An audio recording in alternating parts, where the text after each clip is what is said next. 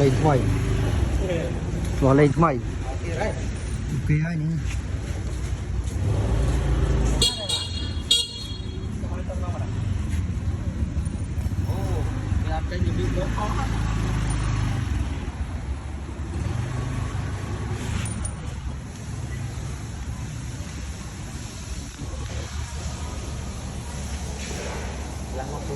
cái bà cái lọc frame bỏ lên bà thế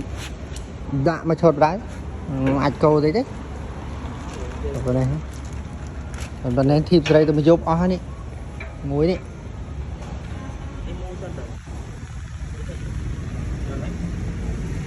anh ấy mua cho chắc nào làm ơn ơi cột cột lần sinh cột